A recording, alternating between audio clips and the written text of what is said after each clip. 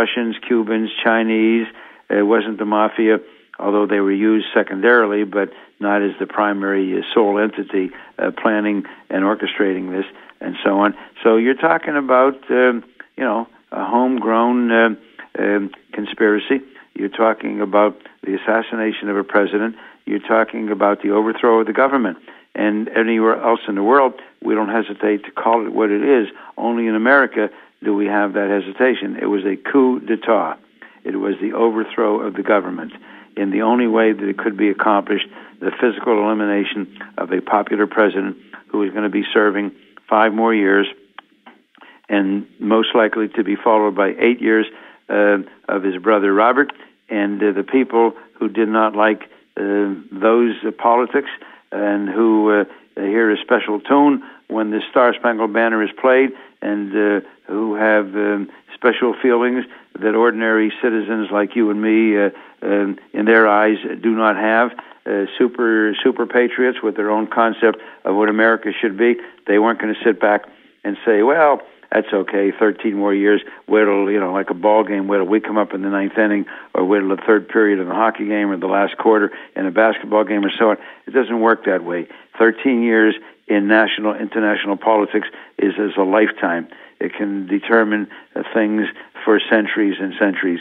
And if you've got very strong feelings, and you're upset about what's happening in America, desegregation in the South, the Cold War with Russia, the détente with Cuba, nuclear bombs, the whole thing, the Vietnam War. If you're not happy and very unhappy, and you see America going to hell in a basket, then you're not going to beat the Kennedys at the polls. There's no way. With their power, their money, their affluence, their charisma, their political strength, you're looking at 13 years. And so the only way to deal with that is physical elimination. There is no other way. And that's what those 2 assassinations were about. It always comes out in the forensics. I want to ask you about exhuming a body. To the lay person, it would appear that when you exhume a body, that to go up and do another autopsy, that you would lose a lot of what was originally discovered through decomposition. Well, you're absolutely right. And obviously, there's no forensic pathologist who would not prefer to do the first autopsy of the recently deceased individual. But sometimes, for a variety of reasons, exhumations are necessary. I just did one in California a few weeks ago on a young woman, and even though there was extensive decomposition, the question had to do with forensic toxicology. So we're able to get tissues and do tests. I did one about a year ago down in Louisiana, somebody who had been dead for, I think, 7 years. And there again, it was forensic toxicology. It depends what you are looking for. If you're looking for something like a fractured skull, or you're looking for bullet wounds, and so on, then you're usually okay, unless there's terribly advanced decomposition, but you're usually able to discern things. If you're looking for something more subtle, like a heart attack, or whether the person had pneumonia, or whether there was a blood clot, a pulmonary embolism to the lungs, and so on, then essentially you can forget about it. And you just don't know. I did an autopsy a few years ago on a woman who died back in the early 60s. So that would have been 45 years. 45 years. Oh, my God. Because she had worked in a plant that dealt with nuclear energy, and there's a federal law that says anybody who worked in a nuclear plant who was exposed, if they develop any kind of malignant tumor, it's compensable for the family, any kind. And so we did that, and I was totally amazed. That body, was intact. I could examine, identify everything, the organs and so on. It was unbelievable. On the other hand, I've done autopsies on people that have been dead just a few months, paid a lot of money for embalming and fancy caskets and so on, and the degree and extent of decomposition is far advanced. You just don't know. I talk people usually out of exhumations much more often than I agree that they should go ahead. Number one, you've got expense. Number two, the emotional anguish and turmoil. And number three, then, is it worth it? Is it likely to come up with anything or so on? And it depends. But most of the time, I talk myself out of money, trying to be an honest, moral, ethical person, and explain to people why it would not be wise to spend. It would not lead to anything.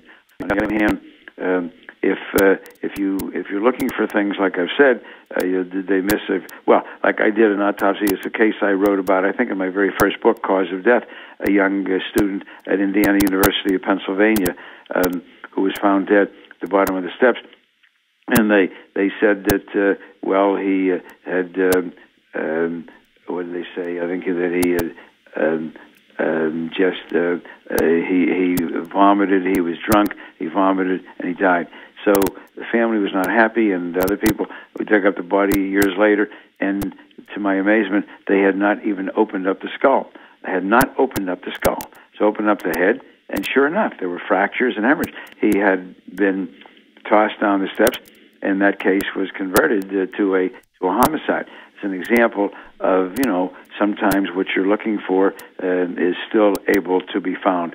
So that's the story with exhumations. I've done, perhaps I've done more exhumations than any other forensic pathologist in the country. I don't know, no way of comparing, but I've done now over the years, certainly, 2-3 dozen or so on. Doesn't sound like a lot, but when you think that most cases of a questionable death will have been autopsied, then you realize exhumations don't happen often. Actually, I've done more than that, come to think of it, because I forgot that on the civil side, they'll exhume a body. I do cases, retired coal miners looking their widows' families, black lung disease benefits, as they are called, and so I've done several there, and other cases involving questionable medical malpractice. So it's not limited to criminal cases. There are many reasons on the civil side that sometimes you do need to have proof, and sometimes you think there's a good chance of obtaining it even from an embalmed, buried body. Don't you get nightmares of what you see all the time? Seriously. Well, no, I don't. Not that I'm heartless, insensitive, or so on. I think of every case I handle as a human being that was dear to somebody, beloved by someone, and so on. And I try to keep that in mind always. But certainly and look, I have eyes and nose just like you. I see, and if it's horrible looking to you, it's horrible looking to me. And if it smells bad to you, it smells bad to me. It isn't like you develop some kind of immunity, like you get a shot for whooping cough or typhoid fever or polio, and then you're immune. No, it doesn't work that way. So my senses remain the same as yours. I think what carries me and the people, my colleagues who do this work, is the knowledge that what you're doing is so very, very important.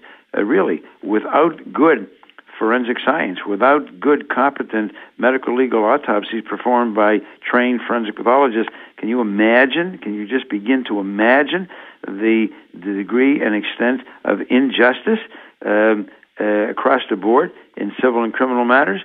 That's why autopsies are so very important. I have quite a few cases over the years, and it would come to me years later and so on, and what they're looking for, what they need to prove, it's too late. It's too late. They failed to get an autopsy, and that's I'm not advocating autopsies for everybody in the world. In the majority of cases, they're not necessary. But if people have questions, and if people are thinking about medical legal litigation, exposure to asbestos, and the development of mesothelioma, medical malpractice, traumatic injuries in a motor vehicular accident, heart attack related to stress at work, or so on, possibility of foul play, someone been poisoned, or so on. You've just got to think about those things a little bit, and that's the time to do it. In toxicology, of course, once the body's been embalmed, a lot of these things are destroyed. Not everything, but a lot of things are destroyed.